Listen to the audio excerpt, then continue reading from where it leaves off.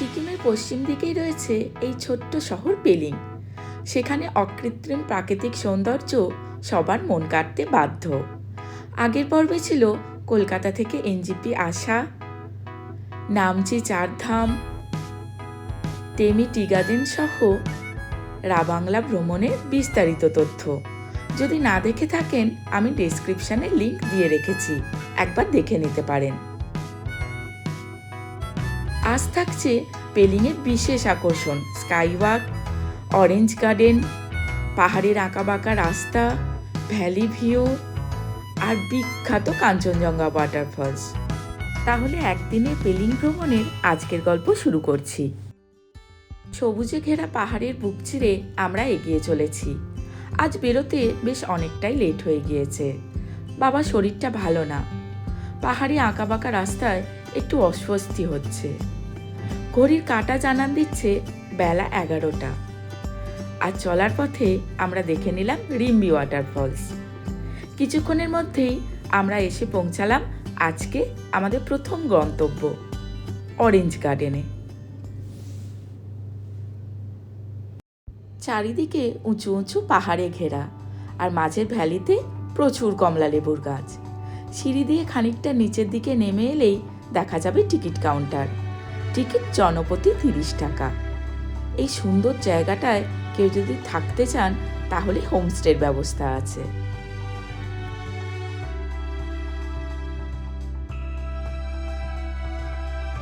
নিচ দিয়ে বয়ে যাচ্ছে ছোট্ট পাহাড়ি এক চঞ্চলা নদী, প্রচুর গাছগাছালিতে ভর্তি। আমাদের সঙ্গে দেখা হয়ে গেল কিছু বাঙালি পর্যটকের।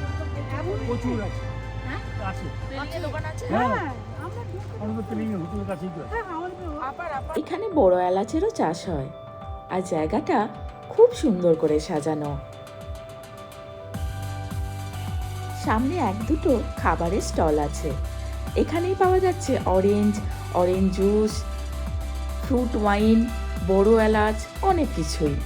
আমরা সবাই অরেঞ্জ জুস খেয়ে চললাম অরেঞ্জ গার্ডেনের দিকে। দেখো, গাছে কমলা লেবুগুলো যেন হাতছানি দিয়ে রাখছে। এ তো পাহাড় ছাড়া আর কোথাও দেখা যায় না। মা বাবাও আজকে ভীষণ খুশি।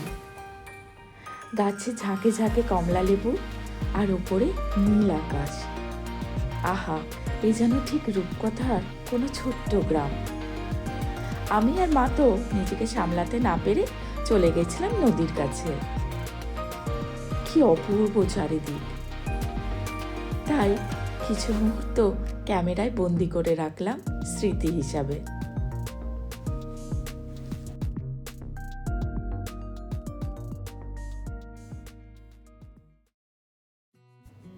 আবার পথ চলা শুরু, তবে এবার বেশ অফরোডিং। কিছুক্ষণের মধ্যে এসে পৌঁছালাম পেলিংয়ের বিখ্যাত কাঞ্চনজঙ্ঘা ওয়াটারফলসের সামনে। এখানে জিপ লাইন হয়, মা দেখেনি তাই দেখাচ্ছিলাম। আর এই ছোট্ট ওয়াটারফলসটা মেন কাঞ্চনজঙ্ঘা ওয়াটারফলসেরই একটা অংশ। পাশে প্রচুর খাবারের দোকান আছে। এখানে মোমো থেকে শুরু করে বিভিন্ন ধরনের খাবার পাওয়া যায়। আমরা জনপ্রতি 20 টাকা করে টিকিট কেটে উপরের দিকে উঠতে লাগলাম। আর পাহাড়ের গা বেয়ে যেই ছোট্ট ছোট্ট ঝর্ণাগুলো নেমেছে, এগুলো খেচিপেড়ি লেকের অতিরিক্ত জল। এখানে লোকাল পোশাক পরে ছবি তোলারও ব্যবস্থা আছে। আমরা এগিয়ে গেলাম ওয়াটারফলসের কাছে। কি অদ্ভুত সুন্দর জায়গাটা, যেন একদম মায়াবী লাগছে।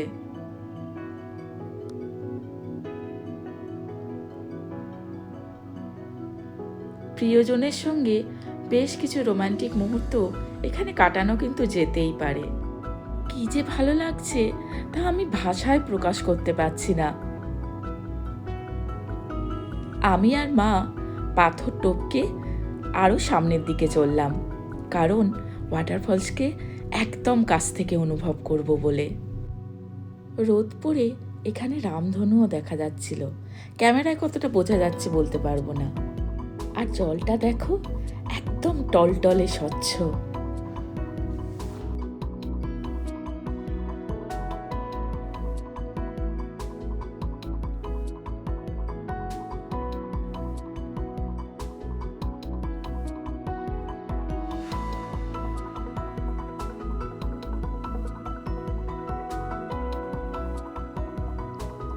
এখানে এসে মনে হচ্ছিল যেন আমার স্বপ্নে এই জায়গাটাই কতবার হাতছানি দিয়ে তার কাছে ডাকছে আমায়। কাঞ্চনজঙ্ঘা ওয়াটারফলস থেকে আমরা ফিরে চললাম আপার পেলিংয়ের দিকে। রাস্তাতেই দেখা হয়ে গেল রিম্বি নদীর সাথে। এক্ষেত্রে বলে রাখি, আপার পেলিং ছাড়া ভাতের রেস্টুরেন্ট কিন্তু আর কোথাও নেই। তো সেই জন্য আমরা এখানেই লাঞ্চটা সেরে আবার এগিয়ে চললাম আমাদের পরের গন্তব্যের দিকে। চারিদিকে পাহাড় আর অপূর্ব ভ্যালি ভিউ, এ যেন নৈসর্গিক দৃশ্য। আস্তে আস্তে রাস্তা সংকীর্ণ হলো আর আমরা পাহাড়ের গা বেয়ে উপরে উঠতে লাগলাম। অবশেষে এসে পৌঁছালাম পেলিংয়ের বিশেষ আকর্ষণ স্কাইওয়াকে।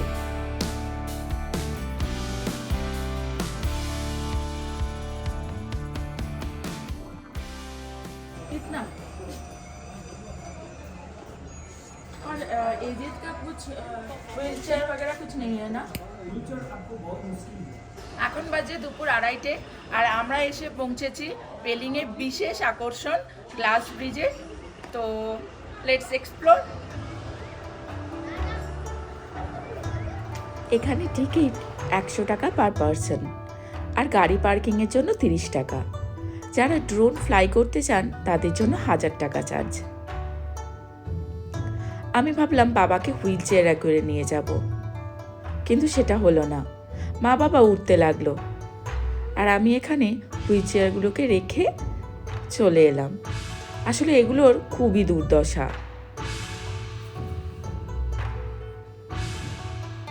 জায়গাটা কি অপূর্ব সুন্দর লাগছিল। বেশ কয়েকটা সিঁড়ি ভেঙে ওপরের দিকে উঠে এলাম। এটাই হচ্ছে ভারতবর্ষের প্রথম গ্লাস ব্রিজ।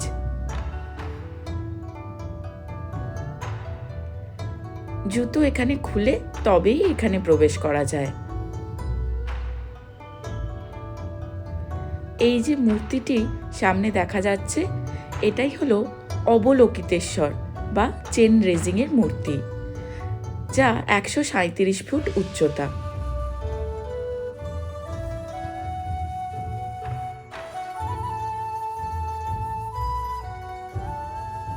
স্কাইওয়াকটি অর্ধচন্দ্রাকৃতি বা হাফ সার্কেলের মতো। এটি সমুদ্রপৃষ্ঠ থেকে প্রায় 7200 ফুট উচ্চতায় অবস্থিত। কাঁচগুলো ঘষা খেয়ে তার স্বচ্ছতা হারিয়েছে। তবে একটা কথা বলে রাখি, এখানে আসতে হলে একদম সকালের দিকে চলে আসুন, তাহলে পর্যটকদের ভিড় কিন্তু অনেকটাই কম থাকবে আর জায়গাটা এত সুন্দর, দারুণ ফটো ভিডিও আসবে। আমরা ভাবলাম আর কোথাও যাব না, এই পড়ন্ত বিকেলটা এখানেই উপভোগ করব নিজেরা। যদি আকাশ পরিষ্কার থাকে তাহলে এখান থেকে একদম সুস্পষ্ট কাঞ্চনজঙ্ঘা দেখা যায় আর তার সঙ্গে উঁচু উঁচু পাহাড়। ঘড়িতে সময় বলছে 5টা আর বেশ ঠান্ডা লাগছে। আমরা বেশ কিছু ফটো ভিডিও তুলে ফিরে চললাম আমাদের হোটেলের দিকে।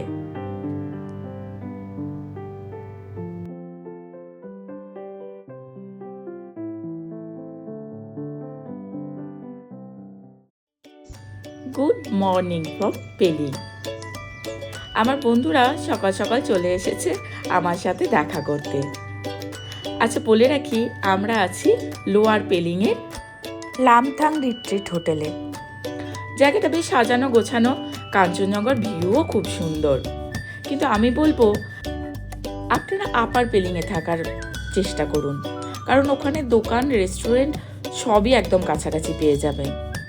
ভেবেছিলাম সকালটা হবে কাঞ্চনজঙ্ঘায় মোড়া, কিন্তু ওয়েদার ভালো না থাকায় সেটা হলো না। পেলিংয়ে এছাড়াও অনেকগুলো সুন্দর ট্যুরিস্ট স্পট আছে, তার মধ্যে বেশ কয়েকটা আমরা যেতে পারলাম না সময়ের অভাবে, কিন্তু আপনারা সব কটাই দেখে নিতে পারেন একটু সকাল সকাল বেরোলে একদিনেই। পেলিংকে এবারের মতো বিদায় জানিয়ে আমরা বেরিয়ে পড়লাম এনজিপির উদ্দেশ্যে। এই ছোট্ট দুদিনের পেলিং ভ্রমণ আপনাদের কেমন লাগলো অবশ্যই কমেন্ট করে জানাবেন কিন্তু। আর চ্যানেলটা এখনও সাবস্ক্রাইব না করতে পারলে তাড়াতাড়ি সাবস্ক্রাইব করে রাখুন, এরকম দারুণ দারুণ ভিডিও আসতে চলেছে আরও। আর তার সঙ্গে বেল আইকনটা কিন্তু প্রেস করে রাখবেন, না হলে নোটিফিকেশন পাবেন না। রাস্তায় যেতে যেতেই আমরা দেখতে পেলাম কিছু ছোট ছোট মন্দির।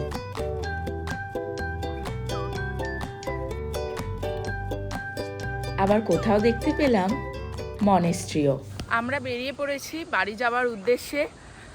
8:30টার সময় আমরা পেলিং থেকে আমাদের গাড়ি রওনা দিয়ে দিয়েছিল। এখন ওয়েস্ট সিকিমের রোথাক বলে একটা জায়গায় আমরা দাঁড়িয়েছি। এর পাশেই একটা ব্রিজ আছে, খুব সুন্দর ব্রিজটা।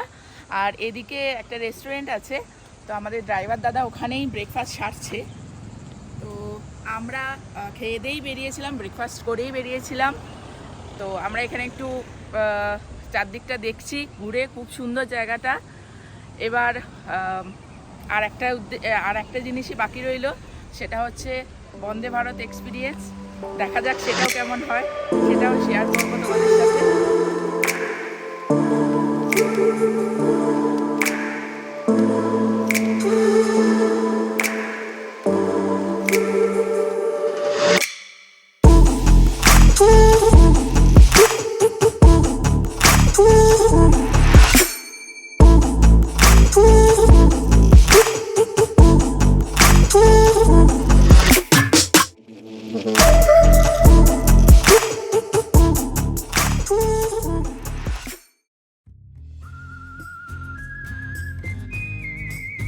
এবার আসি গো পাহাড়, আবার দেখা হবে তোমার সাথে খুব শিগগিরই।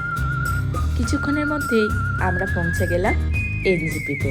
খাওয়া দাওয়া সহ বন্দে ভারতের এক্সপিরিয়েন্স কিন্তু যথেষ্ট ভালো।